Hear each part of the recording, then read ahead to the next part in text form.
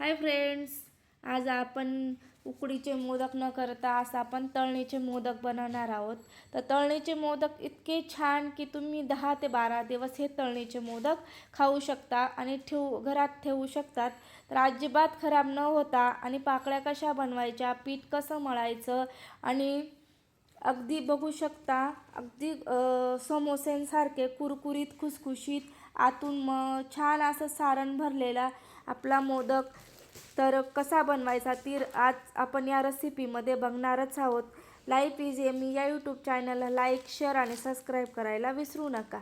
जर इथं मी तुम्हाला दाखवते, अगदी गव्हाचं पीठ वापरूनच मी छान असे मोदक बनवून दाखवणार आहे। तर मी इथे घेतले 1 वाटी गव्हाचे पीठ घेत आहे आणि हाफ वाटी आपण रवा घेतलेला आहे। चवीपुरतं मीठ टाकून घ्यायचं आणि व्यवस्थित मिक्स करून घेणार आहोत अशा पद्धतीने। आणि पळीमध्ये तेल घ्यायचं, छान असं गरम कडकडीत करून घ्यायचं आणि तेलात टाकून छान मिक्स करून घ्यायचं। बघू शकता आणि व्हिडिओ स्किप न करता बघा, तुम्ही सुद्धा एक पहिल्याच प्रयत्नात छान असे मोदक तयार करू शकतात। तर इथं आपलं पिठाला तेल लावून झालेले व्यवस्थित असं बघू शकता, असं छान अशी मुठ्ठी वाळल्यानंतर गोळा होतं। तर आपलं पीठ आणि पिठाला तेल व्यवस्थित झालेलं, हातावर थोडं थोडं पाणी घेऊन अशा पद्धतीने आपण डो तयार करून घ्यायचा आहे। तर इथं बघू शकता छान असा डो तयार करून घ्यायचा आहे। चवीला पण अप्रतिम होतात आणि टिकतात सुद्धा खूप दिवस। तर नक्की ट्राय करून बघा आणि लाईफ एमी या यूट्यूब चॅनलला लाईक, शेअर आणि सबस्क्राईब करायला विसरू नका आणि तुमचे नातेवाईकांना सुद्धा हा व्हिडिओ शेअर करा। आता आपण 15 मिनिटासाठी रेस्ट करायला ठेवून देऊया। तरी इथं मी पीठ रेस्ट करायला ठेवलेले, तोपर्यंत मी इथं सारण तयार करून घेणार आहे। 1 चमचा तूप टाकून घेतलं, अर्धी वाटी गूळ टाकून घेतलं, 1 वाटी खोबरं टाकून घेतलं।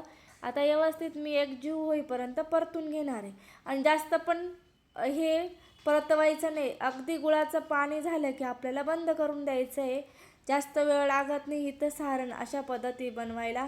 इथं मी जायफळ पावडर आणि वेलची पूड टाकून घेतली आणि परत एकदा छान मिक्स करून घेते।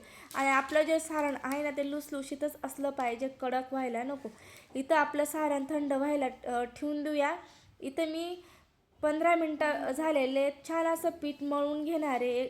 बघू शकता छान असं आपला रवासुद्धा खुललेला आहे आणि मग आपल्याला पाहिजे तसं पीठ तयार झालेले मी व्यवस्थित असं छान एकजीव होईपर्यंत मळून घेतलेले। आत्ता आपण त्यातला एक छोटासा गोळा घ्यायचा आहे अशा पद्धतीने आणि पोळपाटावरती लाटून घ्यायचा। तुम्ही एक अख्खी मोठी पोळी लाटून किंवा गल्लाच्या साहाय्याने, वाटीच्या साहाय्याने कट पण करू शकतात। तर मी तुम्हाला दाखवण्यासाठी अशा पद्धतीने छोटीशी पारी तयार करून घेतली। आता आपल्याला इथं पाकळ्या कशा पाडायच्या त्या दाखवते। बघू शकता, 1 बोट आतमध्ये ठेवायचे, 2 बोटांनी बाहेरच्या साईडला खाच करायची आहे आणि व्यवस्थित अशा दोन्ही हाताने दाबून घ्यायचा।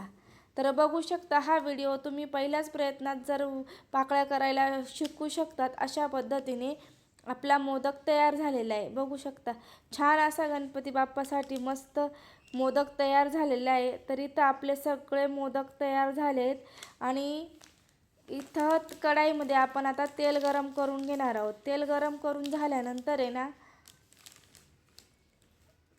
जास्त हॉट तेलात पण तळू नका, नॉर्मल तेलातच तळा।